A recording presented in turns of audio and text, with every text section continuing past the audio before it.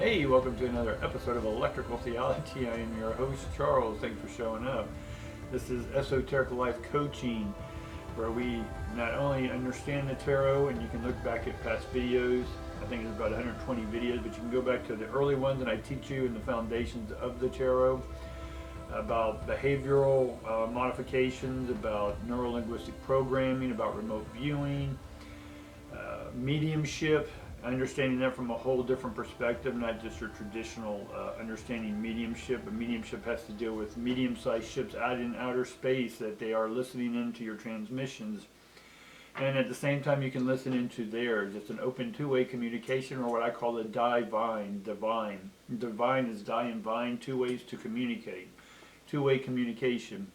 And if you're open to reporting to them and they reporting to you, y'all can have open communication. Communication is just communing with the same ions. Or ions are the same frequency. That's a mouthful to start off the show with, guys. But I just want to give you an idea of what we're about and what we go about looking at. And so the cards can focus us in a whole lot of areas. And normally it's health, wealth, and love. And today, Wednesday or Thursday, I think we're on Thursday. Yeah, Thursday.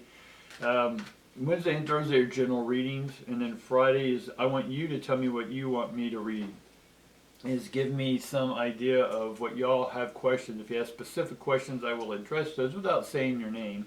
But I can address those issues on Friday.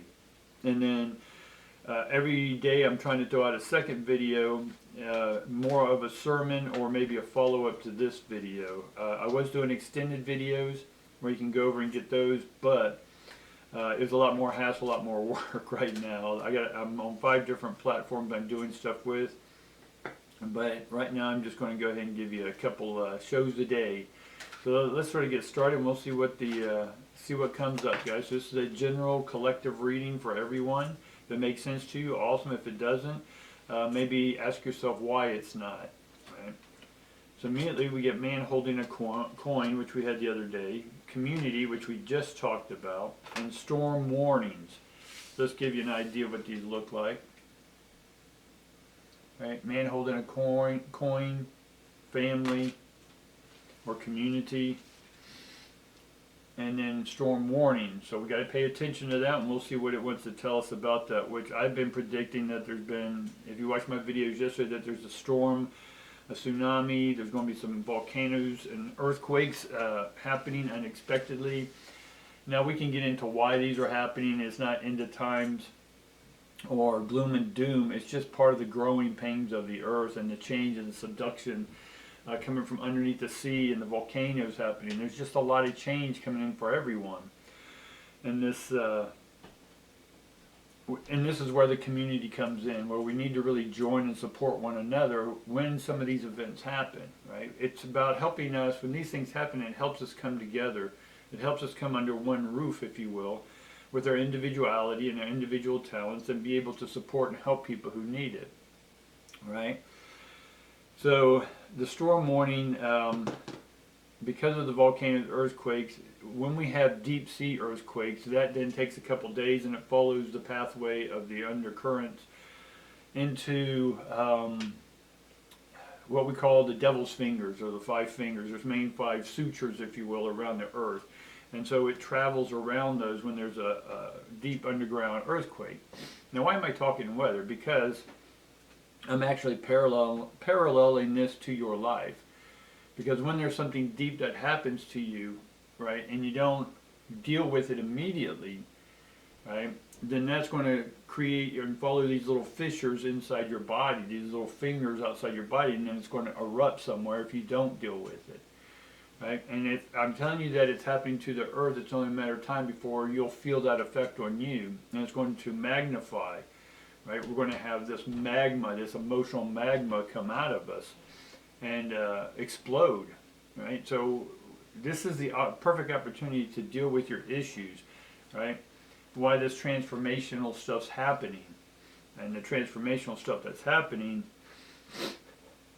is occurring so we can knock out the debris and then send that debris, that psychic debris, if you will, back into the matrix and have it reformed into what it is you want to be, right? That's why this is another time in history where it's a reformation or reformation, right? To reform the ions, right? We saw it in the 1400s, we saw it in the 1700s, 1800s. We see it again in the 1960s, 70s, and we're going through another one, right? So it's a divine conscious evolution, and that affects everything that's under the creation sign. So when the universe goes through an expression, right, where it's expressing the ions, right, it's not impressing, it's expressing. And so when we feel that effect, we feel where our lives want to change or do something different or get out of what we've been in and go into something different. And the earth is sort of corralling us to go in different directions, right? It's forcing you out of your complacency of evolving as a human, if that makes sense. I know it's a lot of stuff, right, guys? But again, whatever comes through, comes through. So we get the Seven of Swords coming through right off the bat. Let's go ahead and get that up there. So just be aware that these storm warnings that we're talking about, these storm warnings, I see as literal storm warnings. I don't see them as a metaphorical, even though we're going to feel the tumult within us. We will feel that, but it's being able to transform that, speak about it, as a community, come together and help one another. Just as we saw in Florida in the hurricanes and stuff down there, people came together and helped one another. And so we're coming into this age of helping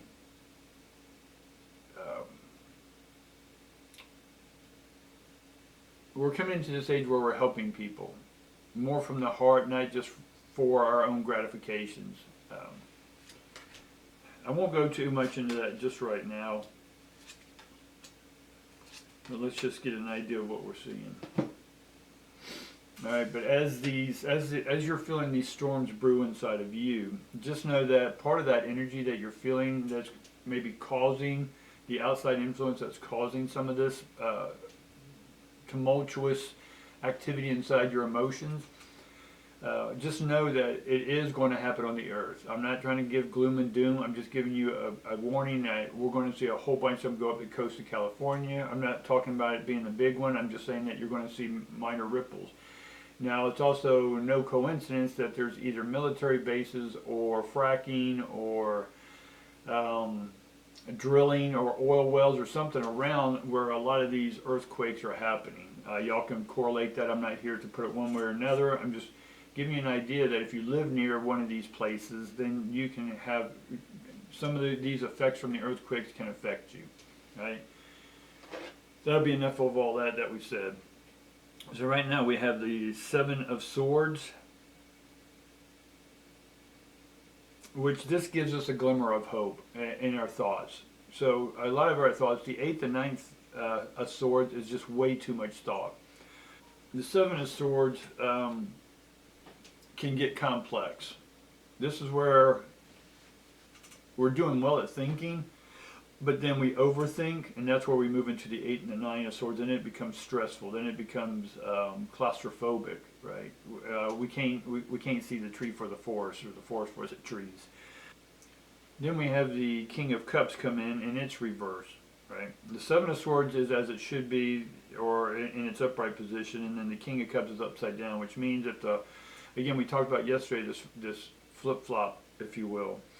If you're thinking too much, then the heart's turned off, right? And if your heart's fully on, then it's ignoring the logic of emotions. I know it sounds weird that logic and emotion are the same, but it is. So the King of Cups is upside down, which in one sense, if the King's upside down, it's not on. The heart's not open. But that comes, the card before that is the Queen.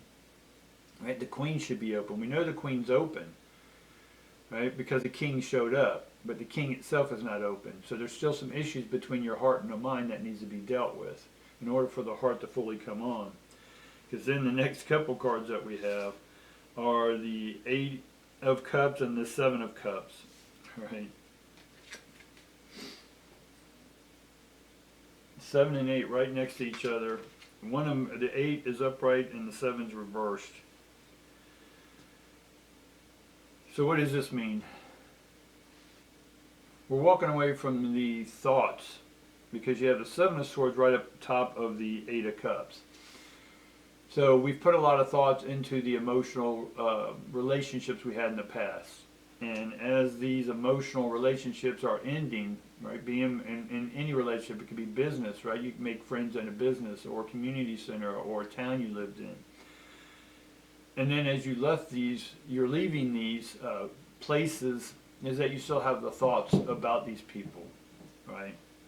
Now, some of these movements could have been not your choice in one sense that you were fired or whatever, but in the ultimate big picture it is your choice because it's helping you move forward what you're maybe hesitant to do, but it's helping you move forward. And so the 8 of Cups is moving forward, but the 7 of Cups normally spells out a whole lot of possibilities. But because you're thinking still about the past, looking backward, you're not opening up to the new possibilities that are right here in front of you, right? And then we end up having the Knight of Wands. Now the Knight of Wands followed up with the Star card reversed. We keep getting the Star card in almost every reading, sometimes upside down, sometimes or reversed, and sometimes it's upright. This time it's in reverse. So what is the Knight of Batons telling us? The Knight of Baton is, in one sense, defensive, right? It is a creator. It creates things. But right now, it's protecting its creation. So if we keep following that you're protective of the creation, that your heart was associated, but you're walking away from those, from what it was associated with, and you're overthinking that, right? It's causing a defense mechanism about what you've created. So I can use, like, let's say you created a business that got real big, and then you took it public, and then you sold shares or stocks of the company to other people, but then other people didn't like what you were doing, so they got together behind your back, and then they bought all the stocks out, and they took over controlling the controlling portion of your company. And because they have controlling rights, they can kick you out of that company now, even though it was your company. So there's something similar to that story that's going on, right? You got kicked out, and you're still upset about that, and you're still overthinking it and blaming and faulting. Swords are about blaming, fault, and all that type stuff. That's made you defensive about creating something new, that you're afraid somebody else will take it or take it from you. And then that way, with the Star card in reverse, it means you're not dealing with it. The Star upright would be, again, in one sense, healing all that, or transforming that, or repairing that thought and heart. Bring the heart and mind together because they got separated. And so when you have the Star card as a reverse, it's funny because on this side of the reading, I got 3 cards going down and 3 cards going down on the right and left. All these are upright. And the right side, on my right side, they're all in reverse, right? So in one sense, my right side is all, if I'm looking at the cards, the right side over here, the Swords, the Cups, and the Knight of Wands. So when I'm looking at these and the cards on my right over here that are all in their or in the upright position, they're all logical for the most part. Even though we got Swords, Cups, and Wands, we're going to call that the logical side. And then we got the Cups, and Star, all reversed, which is our heart. So we'll say our heart and the mind. It's irrelevant what side's what right now, but just know that they're not on the same board.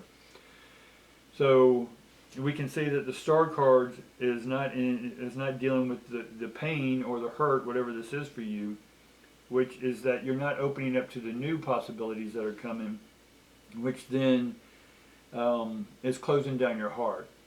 That makes sense? So let's sort of find out what the issue is and what we can do about that.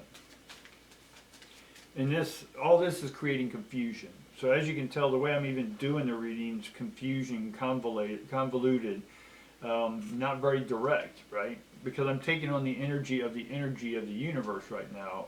There's a lot of confusion.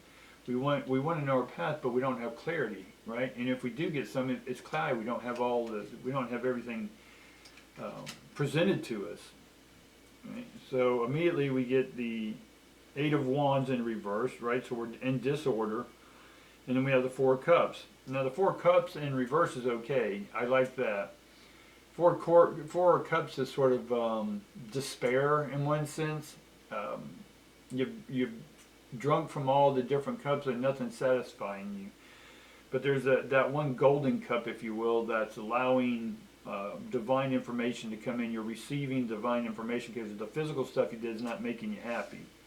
So all this cups that are coming in, it's divine reception. It's not earth-based reception, it's divine reception. We got to take time and through that star card is meditate.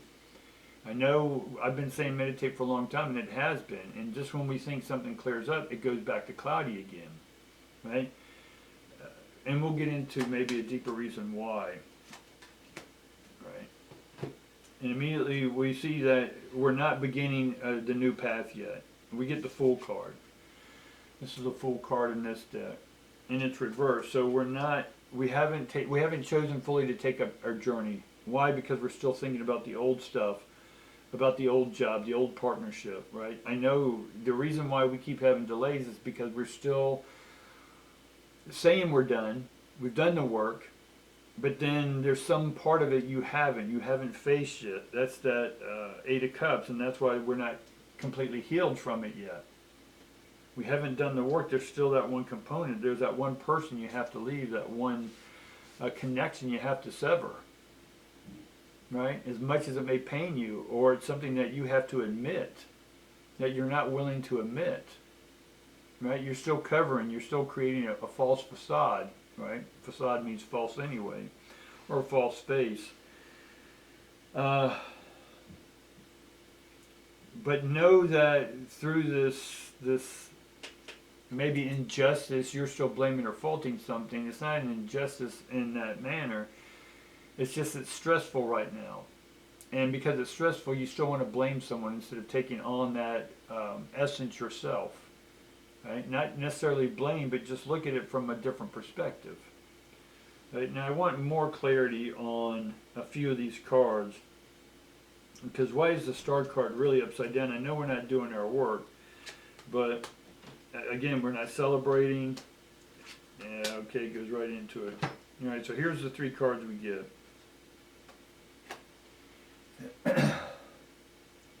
Three of Swords, right? Three of Cups. So we're getting the threes, and then we get the Two of Wands. So we're not making, and this has to do with the star card. So again, the heart still, the Three of Swords has a heart and they're pure. So one of those things that, there's maybe three different pains. One of those have to be removed if you want clarity. And once you remove that, you'll have the celebration, which then the celebration goes with community. Right? Celebration and community.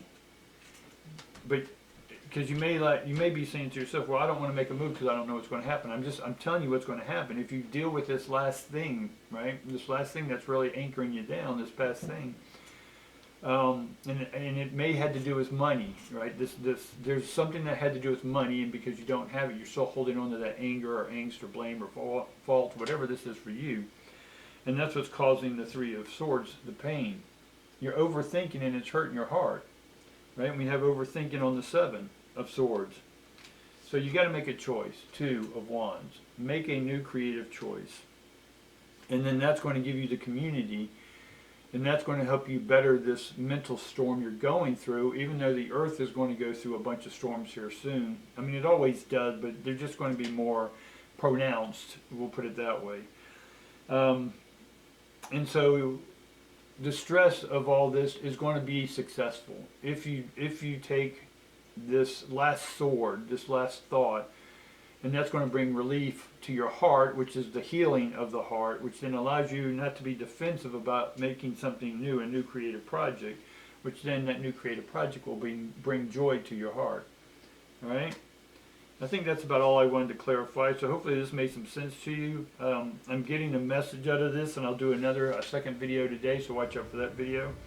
So if you're new to this video, again, if you liked what you're seeing, I try to take on the energy of the day, or the thoughts, or the collective. And again, if you're feeling happy and everything's working out, great. This isn't for you, but it may be about someone you do know. And share that information with them. And if you do, like, subscribe, all that good stuff, guys. Notification bell, that way you know when my videos do come out, because sometimes I do 2 a day. And links in the description about all the podcasts that I have coming out and whatnot. And then I look forward to seeing you tomorrow. Thanks.